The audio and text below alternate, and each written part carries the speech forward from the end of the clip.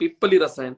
अब ये जो पिप्पली रसायन है, इसमें से आगे का जो पिप्पली वर्धमान रसायन, ये मैंने प्रत्यक्ष देखा है करते हुए, और वो 2 बार देखा है।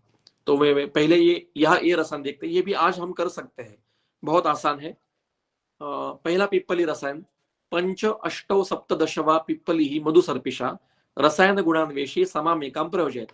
5, 8, 7 या 10 ऐसी पिप्पली मधु और घृत विपरीत मात्रा में ऐसे एकत्र करके उनको रसायन गुण के लिए सेवन करना है। अब ये वातातपिक रसायन है, शोधन करके ये लेना है। तिसरस्तु पूर्वाण्ये भुक्त्वा अग्रे भोजनस्य च पिप्पल्याः किंशुक क्षार भाविता घृतवर्जिता प्रयोज्या मधु सम्मिश्रा रसायन गुणेषिणः। अब ये सेवन कैसे करना है? तो 3-3 पिप्पली का प्रातः काल में पूर्वाह्ने, 3-3 पिप्पली पूर्वाह्ने, 3 पिप्पली प्रातः काल के भोजन करने से पहले, पूर्वाह्ने भुक्त्वा अग्रे, मतलब प्रातः काल का जो भोजन है, भोजन करने से पहले और भोजन से अग्रे, भुक्त्वा और भोजन से अग्रे, मतलब पूर्वाह्न में, भोजन करने से पहले और भोजन करने के बाद, ऐसे 3-3 पिप्पली का सेवन करना है। कैसी लेनी चाहिए पिप्पली? किंशुक क्षार भाविता, किंशुक मतलब पलाश, पलाश का क्षार बनाकर उसका जल में मतलब क्षारोदक करके उसमें उसको पिप्पली को भावित करके फिर वो घृत में भर्जित करके वो पिप्पली सेवन करनी है। डायरेक्ट पिप्पली लाई बाजार से और शुरू कर दिया, ऐसा नहीं करना है। उसको पलाश क्षार की भावना देकर फिर घृत में भर्जित करके फिर उसको 3-3 इस 3 काल में सेवन करनी है। प्रयोज्या मधु सम्मिश्रा रसायन गुणेषिणः, तो मधु के साथ वो ये दूसरा प्रयोग हुआ। पहला 5, 8, 7, 10 इसको इकट्ठी करके सेवन करना है, रसायन काल में करना है, ये पहला। ये दूसरा, तीसरा पूर्वाह्ने, ये दूसरा प्रयोग है। अब इसके फल क्या है? 2 प्रयोग यहाँ पे बताए। जेतुम कासम क्षयम शोषम श्वासम हिक्कम गलावयान अर्शांसी गरणी दोषम पांडुताम विषम ज्वरम वैश्वर्यम पीनसम शोफम गुलमम वातबलासिकम।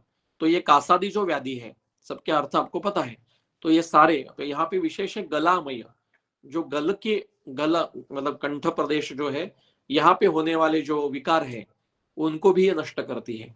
हिक्का श्वास में भी, मैंने श्वास में पिप्पली का उपयोग किया है, और वो में पिप्पली जो होती है वो थोड़ी सी, अब ये किंशुक क्षार ज्यादा मिलता है तो घृत भावी, क्योंकि रसायन का है तो मैं घृत वर्जित करके उसको मधु में डालकर मधु में डुबो को खाने के लिए बोलता हूँ।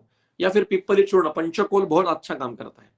पंचकोल चूर्ण जो है वो यहाँ पे उसमें पिप्पली है, पिप्पली मूल चौव्य चित्र का, अब उसमें चौव्य नहीं मिलता, पिप्पली मूल नहीं मिलता आज पंचकोल में, तो केवल पिप्पली मिलती है और शुंठी मिलती है, तो उतना करके देने का।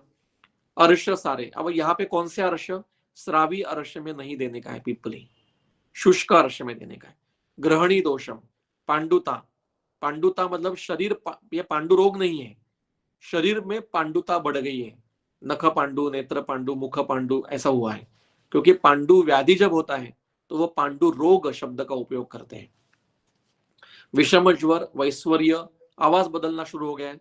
मेरे पास में पुणे के एक बहुत बड़े पर युवा, ऐसे नामचीन एकदम क्लासिकल जो गाने वाला है, वो एक बार मेरे पुणे के ओपीडी में आया था, और उसका एक ही था कि जब वो हाई पिच पे गाना शुरू करता है तो उसमें आवाज में एक ऐसी खर आना शुरू हो जाती है, तो क्या करूं उसका?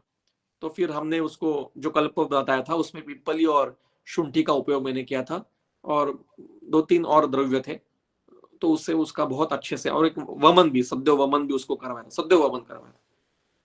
पीनस, शोफ, गुल्म और वातबलास। गुल्म क्या है हम गुल्म चिकित्सा अध्याय में देखने वाले हैं।